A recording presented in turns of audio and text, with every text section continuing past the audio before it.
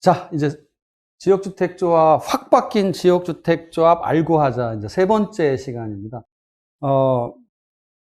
지난 시간은 좀 중요한 것만 다시 한번 말씀을 드리면, 이제 그 소유권을 15% 확보를 해야 그 주택조합 설립 인가 신청을 할 수 있는데, 확보라는 건 등기까지 해야 됩니다. 그래서 그 등기 명의를 누구로 할 거냐. 그래서 제 사견이지만 인가 전 비법인 사단이어야 되지 않느냐.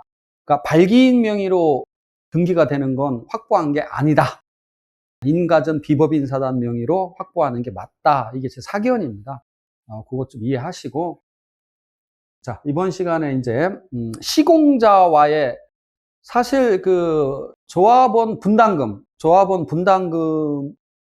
시공자와의 도급계약이 어떻게 이루어지느냐에 따라서 달라지죠. 시공자와의 도급계약이 전부입니다. 그런데 시공자와 체결되는 계약 중에 보면 대표적인 독소조항이 있습니다. 대표적인 독소조항 삭제하기 위해서 이제 첫 번째 대표적인 독소조항을 보면 임원 전원을 연대 보증해야 된다. 여러분도 이제 조합원들이 그렇게 생각하시는데, 임원이 연대 보증해야 책임이 있지 않느냐, 이렇게 생각하시는데요. 뭐 그 말이 틀린 얘기도 아닙니다만, 연대 보증을 하면 엄청난 단점이 있습니다. 그게 무슨 뜻이냐? 이 시공자가 뭐 쓸데없이 근거도 없이 돈을 막 올려달라고 할 때, 또는 시공자가 잘못할 때, 이럴 때 당연히 시공자의 책임을 추궁을 해야 됩니다. 그런데 책임 추궁, 연대 보증이 되면 시공자와의 책임 추궁은 결국은 뭘로 책임 추궁을 하느냐? 다음에 볼 시공자와의 도급 계약을 해제하는 거죠. 그런데 도급 계약을 해제하면 지금까지 시공자로부터 빌린 돈을 다 갚아줘야 됩니다. 그런데 연대 보증을 하면 만약에 다시 빠르게 새로운 시공자를 선정해서 그 시공자한테 돈을 빌려서 갚으면 되는데, 그게 절차가 늦어지면 조합 임원들이, 연대 보증한 조합 임원들이 가압류를 당합니다. 그래서 이분들이 시공자와의 계약 해지하는 게 두려워합니다. 그게 너무 큰 단점이 있기 때문에 가급적이면 연대 보증 안 하는 게 좋습니다. 그리고 연대 보증을 할 이유도 없습니다. 도대체 왜 연대 보증하라는 거예요? 그러면 거꾸로 시공자 대표이사 개인도 연대 보증하라고 하십시오. 대표이사 개인도. 그거 안 하고 연대 보증 이거 삭제. 두 번째 이제 공사비 상환을 하는데, 상환 순서는 이거는 뭐 공사비뿐만이 아니라 돈을 빌렸을 때도 마찬가지입니다. 상환하는 사람이 내가 어디에 먼저 상환하겠다라고 이렇게 계약을 통해서 지정을 할 수가 있습니다. 그런데 여기 보면 입금되는 돈 전부를 무조건 공사비 변제 우선 충당하고, 그러니까 자, 공사비가 5천억이다. 그러면 처음에 이제 조합원들한테 받는 돈이 있겠죠. 그 다음에 분양을 하면, 일반 분양분 돈을 받으면 실제 공사비에 투입한 건 50억밖에 안 되는데 돈 들어온 건 몇백억이 돼요. 뭐 600억, 700억도 됩니다. 그럼 이 돈을 무조건 공사비 5천억이니까 여기다가 공사비로 가져가는 겁니다. 근데 FM은 뭐죠? 50억 공사했으면 50억은 공사비로 줘야 되고, 나머지 만약에 600억이 들어와 있다. 그럼 나머지 550억 갖고는 뭘 갚아야 돼, 우리가? 유이자 대여금을 갚아야 되는 거죠. 유이자 대여금. 그런데 공사비를 먼저 충당하면 유이자 대여금, 이자 내야 되잖아, 이자. 그러니까 이건 말이 안 되는 거예요, 사실. 이건 행포입니다, 시공자의 행포. 그래서 이 순서를 바꿔야 됩니다. 이거 공사비 변제 우선 충당, 이게 아니야. 내가 공사비는 기성불, 즉 지은 만큼만 가져가고 유이자 대여금을 먼저 갚을 수 있도록 바뀌어야 됩니다.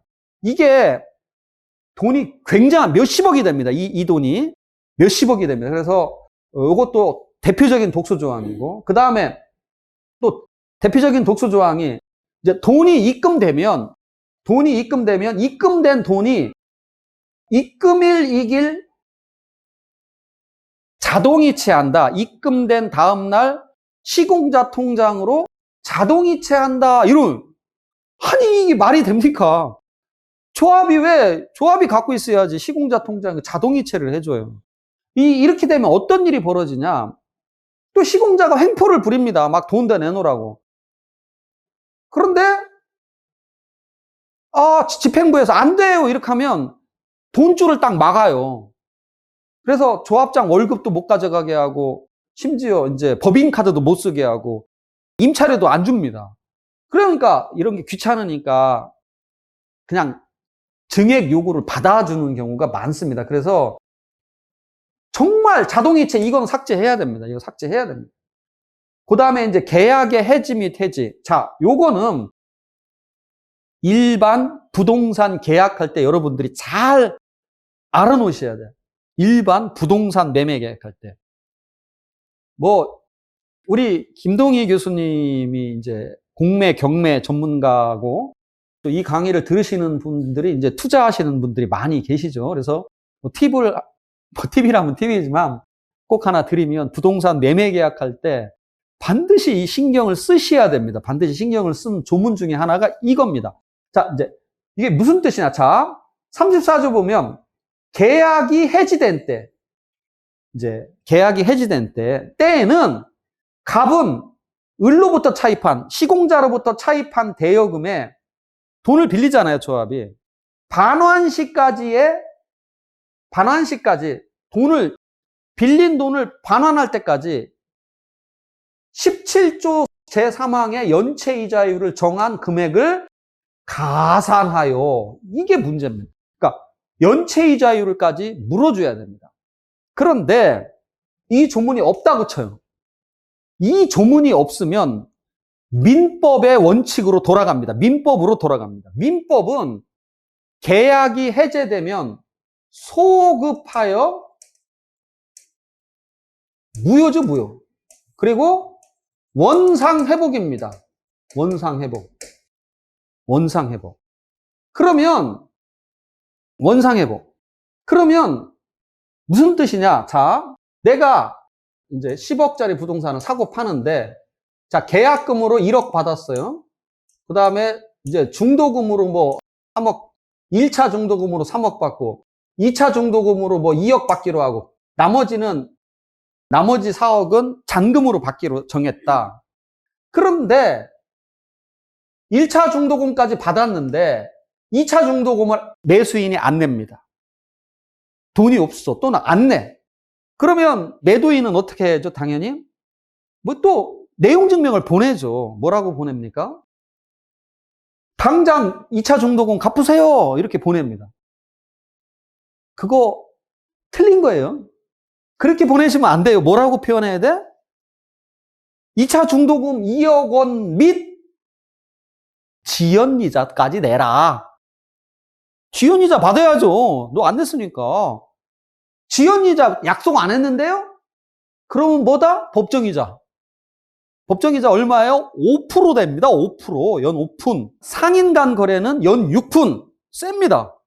지금 5% 만약에 은행이 이자 준다고 하면 아마 순식간에 수십조 몰릴 거래요, 아마. 그래서 약속을 안 하면 그냥 그렇게 약속을 안 하면. 그런데 얘는 뭐라고 약속을 했어?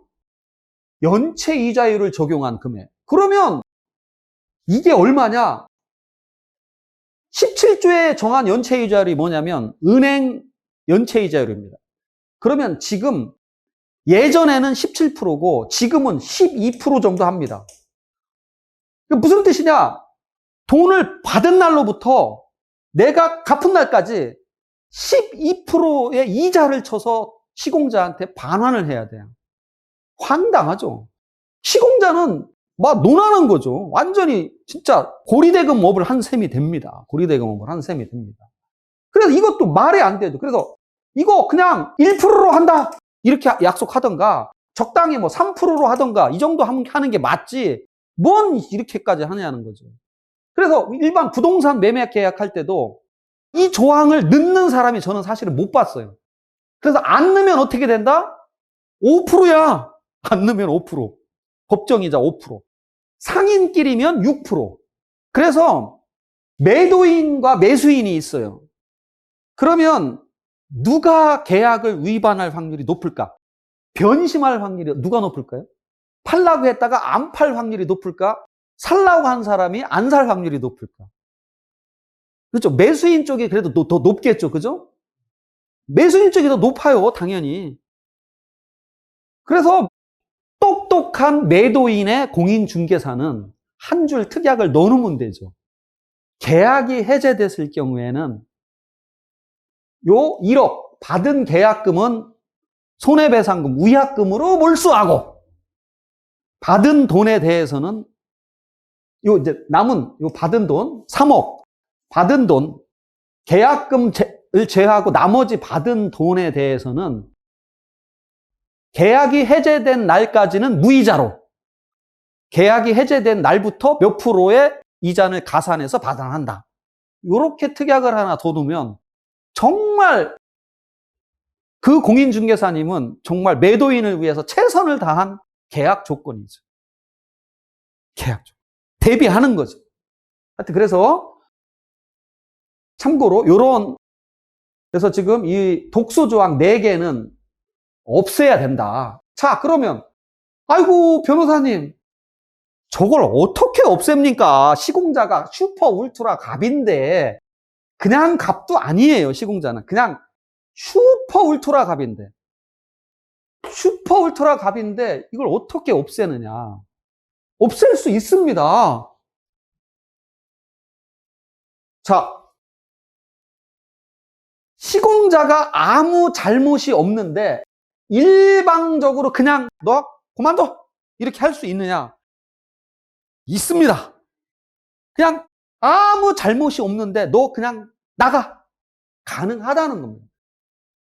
자, 민법에 보면 수급인이 일을 완성하기 전에는 도급인은 손해를 배상하고 계약을 해지할 수 있습니다. 이건 시공자. 그 다음에 민법 689조 우임계약입니다. 시공자 말고 나머지의 업무 대행자나 뭐나 모든 사람의 계약, 심지어 우리가 뭐 변호사를 선임한다든지 아니면 진료 계약을 한다든지 성형수술 계약을 한다든지 어디 여행 계약을 한다든지 모든 계약은 언제든지 해지할 수 있어요. 다만 불리한 시기에 하면 손해를 배상. 그러니까 다시 이를 아파트 완공 전에는 언제든지 조합에서 시공자를 당신 나가시오 할 수 있어요. 대신 손해는 배상해야 돼. 그러면 변호사님 손해배상하고 어떻게 합니까? 하지 말라는 얘기 아니야. 그런데 시공자가 행포를 부리는 거 언제 행포를 부리냐면 처음에 시공자는 최초에 조합하고 계약할 때는 무슨 용어를 쓰냐면 가계약이라는 용어를 써요. 그러면서 대충 하고 그냥 갑시다라고. 그 다음에 아까 말씀드린 사업계획 승인 이후에 그때는 자기들이 뭐라고 하냐면 본계약이라는 용어를 씁니다. 그런 거 아니에요. 이게 본계약이고 이건 변경계약일 뿐이야. 가계약이라는 건 이것 계약입니다. 계약. 그러면 이 본계약이 체결되기 전이라고 하면 사실 본계약 체결할 때 시공자가 증액을 많이 요구를 해요. 그러면 이 본계약이 아직 체결 전이야. 그러면 가계약 상태인데 이 가계약 상태에서 너 나가. 이거 본계약 체결할 때 이런 거 자꾸 요구를 아까 독수조항 이거 가계약 체결할 때 들어있어요. 근데 그들이 말하는 본계약, 변경계약 체결할 때 이거 빼줘. 안 빼준다? 그러면 너 나가 그래. 그럼 어떻게 했지? 시공자가 어떻게 해야 돼? 시공자는 소송 거는 거예요. 손해배상. 그러면 조합이 망하는 거 아닙니까? 변호사님. 왜 그런 말을 하세요? 라고 항의하고 싶지만 그런데 말입니다. 여기서도 그런데 말입니다. 손해를 배상하고 할 때 시공자가 자기 이익을 입증해야 됩니다. 이익을 입증. 자, 그러면 이 가계약 상태에서 증액하기도 전인 가계약 상태에서 자기가 이익이 이만큼 나니까 손해배상 해달라고 말을 하면 어떤 일이 벌어지는 거예요, 이제? 완전히 시공자가 원가가 다 공개되는 거예요, 원가 공개. 이 판결이 한번 세상에 딱 나오면, 자, 어때요, 이제? 이 시공자는 이거 이상 받을 수가 없어. 본계약할 때 증액 요구해도 안 되는 거죠. 그래서 시공자가 소송을 거의 못 합니다. 소송 못 해와요. 두려워. 시공자가 소송 걸어와도 실제 입증이 어렵습니다. 입증해봤자 말이 안 되잖아요. 그죠? 자기가 돈 올려달라. 이걸로 하면 자기 손해나니까 돈 올려달라고 주장하는데, 이거 말이 안 되잖아. 그죠? 이걸로 하면 내가 이만큼 100억의 이익이 있으니까 내놔라? 말이 안 되잖아요. 그죠? 그래서 그냥 사업계획 승인 이후에 변경 계약을 할 때 반드시 삭제를 요구해라. 변호사님, 우리는 변경 계약 이미 했어요. 이미 변경 계약 했는데요. 변경 계약 했는데 어떻게 하란 얘기예요. 사업계획 승인도 됐고. 그래도 아직 공사 착수, 사실은 공사 착수해도 그만인데 공사 착수 전이라면 다시 시도하세요. 다시 시공자 뽑아서, 그러면 그 사람이 그 손해, 뭐 100억 손해 난다 입증을 그 사람이 해야 돼요. 그래도 그쪽에서 아마 하기 싫을걸요. 여러분이 시공자라면 이 소송 하시겠어요? 한번 잘 생각해 보시기 바랍니다. 그래서 일방적인 해제가 가능하다.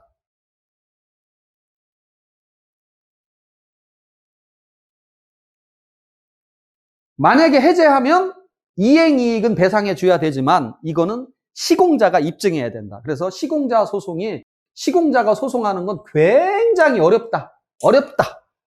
그래서 잘 안 합니다. 잘 안 합니다. 이런 조합하고 계약에서 손해배상 청구 소송하는 건이 뭐 전혀 없는 건 아니지만 거의 없습니다. 여러분들이 그래서 이 점을 알고 해라. 자, 그 다음에 임원 연대보증 문제. 아까 말씀드렸죠. 연대보증은 안 하는 게 좋다. 하지 마라. 연대보증 하지 마라. 이것도 삭제. 하지 마라. 안 하는 게 좋다. 만약에 연대보증을 자꾸 할 이유가 없어요. 연대보증 할 이유가 없어요. 연대보증을 만약에 그래도 한다면 이제 요건 뭐 안 되겠죠. 요거는 구역 내 재산은 없으니까 임원으로 재직 시만 또 조합이 잘못했을 경우만 내가 책임지겠다. 이렇게 한정해라. 그 말씀입니다. 어려운 얘기 아닙니다. 자, 이제 마감재 전쟁을 해야 되는 이유. 자, 조합에서 이제 내가 품질 좋은 마감재 전장을 해야 되는 이유에서 이게 건설경제 2011자 신문인데 우리 회사, 가구회사입니다. 모델하우스에 시공한 가구가 실제 아파트의 시공까지 이어진 비율은 32%다. 충격적이죠? 깜짝 놀랄 일입니다. 무슨 문구 때문에 그렇다? 모델하우스에 시공된 제품은 동일 품목 이상으로 변경. 이것 때문에 그렇습니다. 참 말이 안 되는 거죠. 32%밖에. 그러면 우리 생각해 보자고요. 모델하우스 시공된 거보다 더 나은 걸 시공할까요? 그러면? 더 비싼 거? 그렇지 않겠죠. 그 다음에 불량 철강제가 건설 현장에 가득하다. 중국산 70% 이상이 품질 검사도 안 받는다. 그 다음에 참 재미난 게 있습니다. 대한민국 법원 공사 자재도 빼돌려요. 대한민국 법원 공사 자재도 빼돌려. SBS 2018년 4월 25일자 보세요. 법원 공사 자재도 빼돌리는데 여러분 아파트 짓는 거 잘 생각하셔야 됩니다. 그래서 마감재 전쟁을 마감재를 지켜야 내야 된다는 거죠. 아파트 마감재를 지켜내야 된다. 마감재에 대한 오해와 진실. 자, 마감재라는 건 뭐죠? 이제 우리 공사를 보면 토목공사, 건축공사, 배관설비공사, 마감공사, 적용공사. 요 마감공사가 공사 비중 차지하는 비율이 약 40%예요. 굉장히 아무것도 아니고 마감재면 보통 뭐죠? 마감재면 내부 마감하는 거니까 가구나 뭐 전자제품이나 이런 건데 이 40% 차지 이게 거꾸로 무지하게 차지하는. 그런데 이제 계약할 때 뭐 유럽풍의 실내 마감, 뭐 원목 마루형, 뭐 거실 바닥, 최고급 이런 거 말씀은 뭐해? 다 공허한 이야기죠. 뭐 다 공허한 이야기야. 다 공허한. 가격 확인도 안 돼. 그래서 마감재 계약을 할 때는 구체적으로 특정을 해야 됩니다. 제품을 찝어야 돼. 제품 번호를 찝어야 돼. 예를 들어서 뭐 여성분들은 이 주방 상판이 중요하잖아요. 주방 상판. 그래서 이 주방 상판 어떤 거 쓸 거냐. 그래서 천연 대리석이냐, 인조 대리석이냐 그러면 천연 대리석이 좋죠. 안 좋아. 김치 넣고 잠시 전화 통화하면 김치 국물 다 배버려 거기. 환장해. 그래서 인조 대리석이 더 나은데 그럼 인조 대리석 여러 제품이 있는 뭘로 찝어라는 얘기야. 이태리산 뭐 천연 대리석급 인조 대리석 이렇게 하면 안 돼. 어느 회사 뭐 찝으라는 거야. 찝어라. 찝으라. 그런데 가구는 그렇게 찝는 게 좋은데 전자제품은요. 그렇게 하면 또 안 돼. 전자제품은 가격이 자 아파트는 보통 한 3년 걸리잖아요. 지금 아파트 이 계약하는 시점은 여기지만 마감 공사는 한 2년 6개월에 마감재 넣잖아. 그럼 2년 6개월 세월이 지나면서 전자제품 가격은 올라갈까 떨어질까? 떨어지죠, 그죠? 그래서 냉장고 뭐 양문형 뭐 냉장고 뭐 S회사 뭐 제품 넘버 뭐 이렇게 하면 안 돼. 그거 떨어져 가격. 그러니까 그냥 전자제품은 냉장고 300만 원 상당. 그때 고르면 되잖아. 300만 원짜리. 그렇게 하라는 거예요. 그러니까 가격이 떨어지는 건 금액으로 하고 가격이 안 떨어지는 건 특정을 해라. 번호를 특정해서 계약을 해라. 여러분 집 질 때도 마찬가지. 개인 집 질 때도. 그 다음에 마감재 전쟁에서 승리하려면 조합원이 단결해야 되고 그 다음에 자재검사 철저히 자재검사 해야 되고 감리를 감독하라. 감리. 이번에 참 벌어져서는 안 될 참사가 벌어졌죠. 저 광주에서 철거하면서 시내버스가 참 그것도 참 후진국청 정말 원래 매뉴얼대로 하면 그거 철거하려면 그 앞에 이렇게 이게 붕괴될 거 대비해서 이렇게 교통 통제를 해야 되는 겁니다. 그것도 안 했지. 그 다음에 감리는 현장에 있어야 되죠? 감리 현장도 없다는 거 아니야. 그래서 감리를 그냥 한 분 그냥 감리 출근하시면 제가 대한민국 감리분들한테 되게 죄송합니다. 죄송하지만 왜 제가 이렇게 공식적인 유튜브 강의에 이런 말씀을 드리냐면 그건 감리분들이 일부 잘못하신 분들이 있어서 문제예요. 아니 세상에 그 감리 기간 동안 난 그 조합의 추진위원장 하시는 분도 봤어. 왜? 말이 됩니까 이게? 말이 안 되잖아요. 감리는 계속 그 공사 이루어지는 기간 동안 감리를 해야지. 물론 뭐 꼭 현장 감리하는 게 다는 아니지만 이분 무슨 일을 했는지 감리 무슨 일을 하시는지 한번 쫓아다녀 보시라는 얘기를 드리는 겁니다. 그 다음에 제발 처음에 설계를 한 그 아파트에 대해서 나중에 시공자가 대안 특화 혁신 설계하자 이런 말 써서 설계 변경하자고 하면 그건 그냥 다른 말로 표현하면 돈 더 내놔. 그 뜻입니다. 돈 더 내놔. 그런 거 제가 꼭 그런 말씀을 하지만 그건 알고 받아들여라. 돈 더 내놓으라는 뜻이다. 왜냐? 설계를 변경하니까 당연히 공사 대금을 증액할 빌미를 주는 거죠. 당연히 변경해야죠. 설계를 바꾸니까. 그러면 처음부터 설계한 걸 뭘 그렇게 바꿀 게 뭐가 있겠어요? 아니 솔직히 또 설계는 설계자가 잘하는 거지 시공자가 잘합니까? 그죠? 그것도 웃기는 얘기지. 물론 시공자는 또 이런 말을 해요. 우리 회사가 뭐 평면에 대해서 특허를 많이 갖고 있다. 우리 회사 뭐 브랜드에 맞춰야 된다.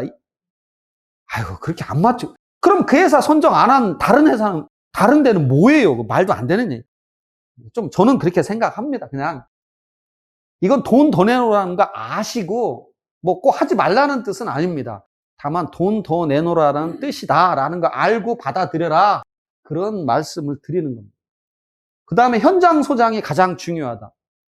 자, 세계일보 보면 조폭 뺨치는 갑질병폐에서, 자, 이 회사의 임직원 11명은 하청업자를 상대로 6억 원이 넘는 돈을 뜯어냈다. 여러분들, 이 시공자, 지역주택조합 아파트 짓는 시공자들 망치도 안 갖고 와요. 현장 소장 파견하면 다 하도급줍니다. 다 하도급줘요.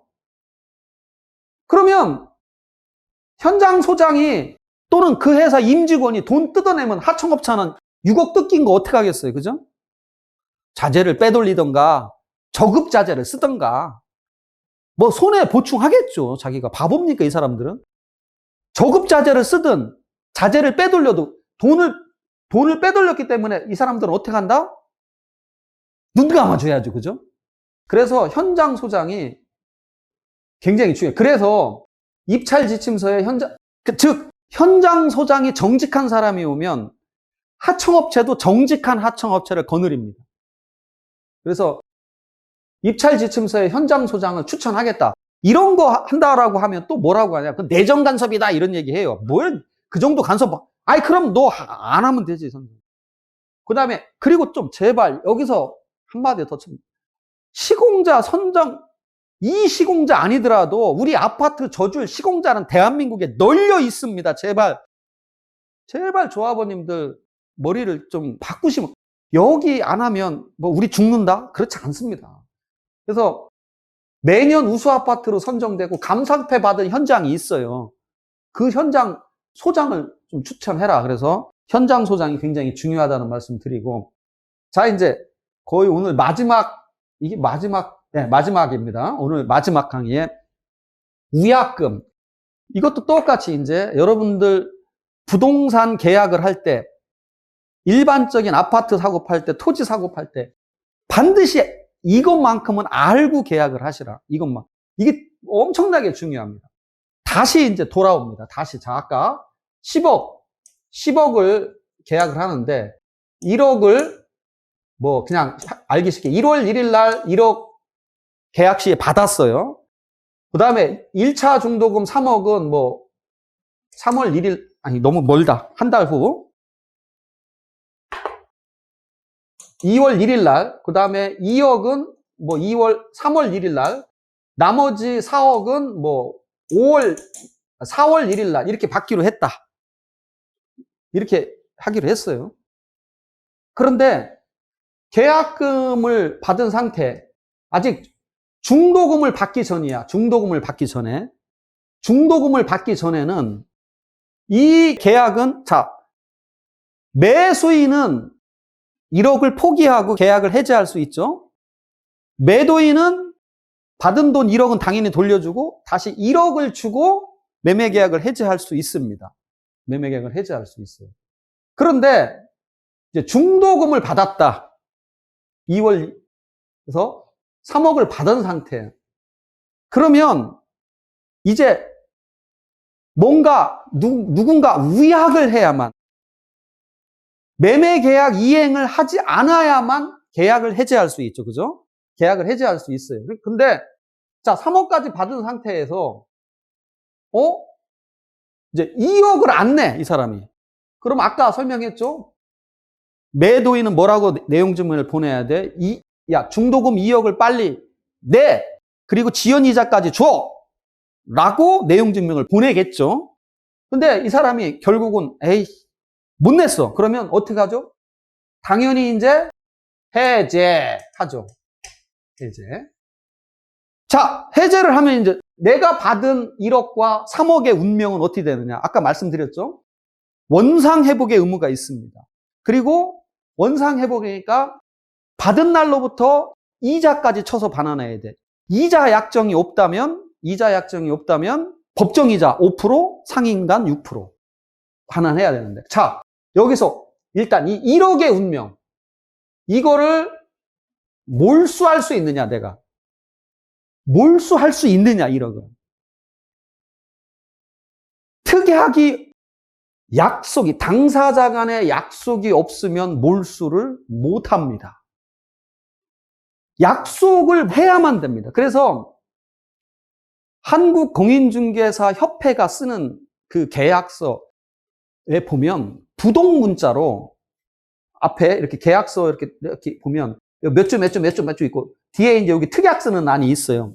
이 앞에 부동문자로 제 5조쯤인가 6조쯤에 보면 손해배상의 기준 이런 단어가 있어서 매매 당사자가 서로 계약을 이행을 안 해서 매매 계약이 해제되면 계약금을 손해배상의 기준으로 한다.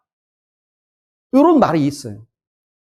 그 말은 무슨 얘기냐? 바로 우리나라는 민법은 채무불이행 요 2억을 안 하면 손해배상 예정을 할 수 있어요. 정할 수가 있어요. 근데 그럼 안 정했다. 그 손해배상의 기준 그 조항이 없다라고 치면 내가 손해배상을 받을 수는 있지만 어떻게 해야 된다? 내가 입증을 해야 돼. 그럼 매도인이 이 사람이 2억을 안 냈다고 해서 매도인이 입은 손해가 도대체 뭐야? 1억 입증이 돼요? 못하지, 입증. 결국은 1억도 이자까지 쳐서 5% 이자까지 쳐서 반환해야 돼. 그래서 손해배상의 기준, 그게 무슨 뜻이냐? 예정, 이 위약금 같은 말입니다. 이 조항이 있느냐 없느냐가 하늘과 땅이다. 그래서 계약을 할 때 부동산 매매 계약이든 또는 어떤 계약이든 계약을 할 때 이 손해배상의 예정, 위약금 약정을 할지 말지를 심각하게 고민을 하셔야 돼요. 그런데 어떤 사람이 공인중개사 어떤 분들 이렇게 설명해요. 그 손해배상의 기준을 삭선합시다 라고 하면 이건 법이라 삭선 못한대. 말도 안 되는 얘기입니다. 다시는 그 공인중개사한테 의뢰하지 마십시오. 그거는 사실은 중개사가 특이하게 넣으면 안 돼. 왜냐? 너무너무 중요한 거야, 계약에. 근데 지가 왜 특이하게 넣으냐고. 저는 말도 안 되는 얘기. 그 특약에 넣으면 안 돼요. 아니, 특약. 부동문자로 써오면 안 돼. 특약을 맺을 사안이지. 매매 당사자끼리 서로 합의해서 할 사안이지. 왜 자기가 부동문자로 계약을 강요하냐는 얘기. 그렇게 강요하는 이유가 있죠. 뭐냐? 그런 거, 그렇게 해야 계약이 안 깨지니까. 그죠? 위약금이 있어야 계약이 안 깨지니까. 하지만 그렇게 하시면 안 된다는 거다. 안 되는 거다. 어쨌든 그래도 손해배상의 기준이라는 게 있을 때만 1억을 몰수하는 겁니다. 없으면 몰수 못하고 받은 날로부터 이자까지 쳐줘야 됩니다. 그래서 우리가 계약을 할 때 손해배상 예정, 이 같은 말이야. 위약금 조항을 넣을지 말지를 심각하게 고민해라. 그리고 그건 언제든지 모든 계약은 부동산 매매 계약은 삭제하면 돼요. 근데 아까 지역주택조합 가입계약서는 삭제 못하는 게 있어. 아까 그랬잖아요. 법에서 무슨 내용은 반드시 넣어라 그랬습니다. 그러나 부동산 매매 계약은 내 마음대로 다시 삭제할 수 있는 그런 거 다 삭제할 수 있는 거예요. 그리고 위약벌하고 위약금하고는 무슨 차이가 있느냐? 위약벌하고 위약금은 판사님이 감액을 할 수 있어요. 부동산 같은 경우에는